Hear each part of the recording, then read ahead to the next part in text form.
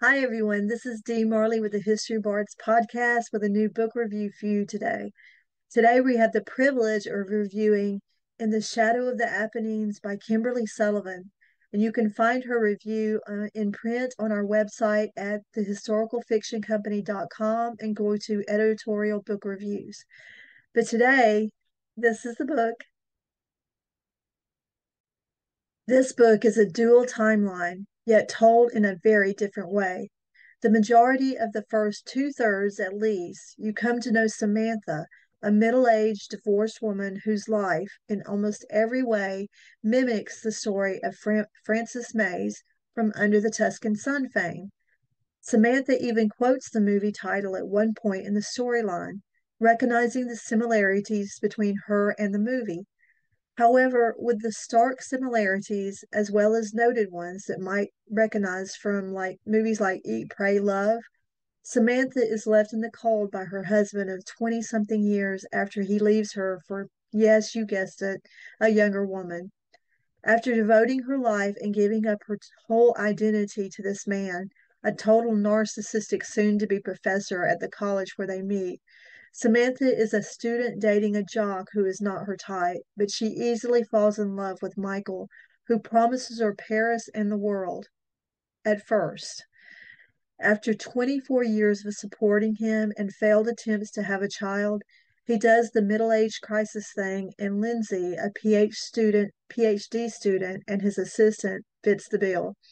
Soon, though, Samantha finds herself in the arms of a younger man, 10 years her junior, who reminds her of her first love, and he helps her overcome the initial shock of her divorce. Yet Samantha is ready to make an ultimate change.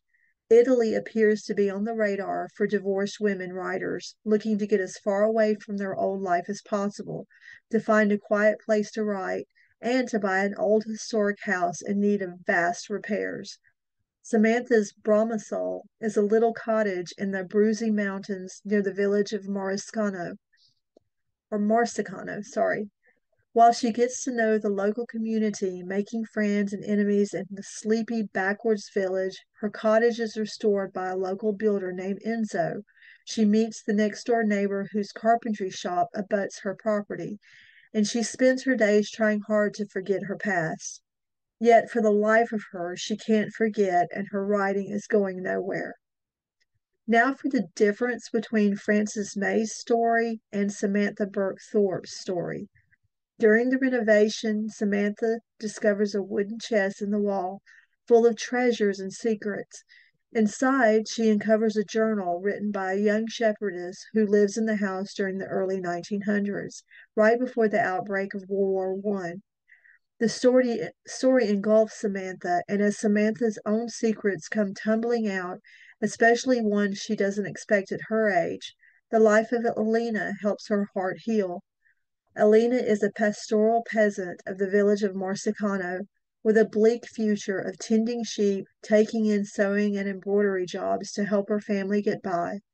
But what she doesn't expect is to fall in love with a young man visiting his family from Rome, a highly intelligent and charismatic, and the son of the wealthiest family in the area. Elena knows his family would never approve, but their attachment grows stronger with each visit, especially more so when he tells her of the assassination of Archduke Ferdinand of Sarajevo and the possibility of Italy joining the war. With their future on the line, Elena commits her body and soul to him, yet something strikes in them in the months to come they never expected. An earthquake hits the region in 1915, flattening the town and bringing untold devastation and heartbreak to many families, including Elena's. The journals connect both Elena and Samantha in very special ways as they both must face a life they never imagined, in more ways than one. Yet Elena's strength and courage is what vitalizes Samantha as she delves into the girl's history, determined to let this story be the one she's been looking to write about. With deep themes of determination and family amid desperation, fear, failure, loss of identity, and making mistakes, this combination of a contemporary novel infused with a historical backdrop is truly a worthy read. The only reservation a reader might have is the delay in the discovery of the journals. With most dual timeline novels, the chapters vacillate back and forth between time periods, which this one does not do. When the story of Alina emerges through her journals, one could almost wish for a novel of her own, so you can truly hear her unique voice and experiences. Yeah, and no doubt this would make a great movie right up there with Diane Lane and Julia Roberts' iconic chick flicks. In the Shadow of the Apennines by Kimberly Sullivan receives 4.5 stars from the Historical Fiction Company. Thank you again today for listening, and we hope you enjoyed this book review. You can find out more about it in the description, and don't forget to subscribe to our channel. Have a great day.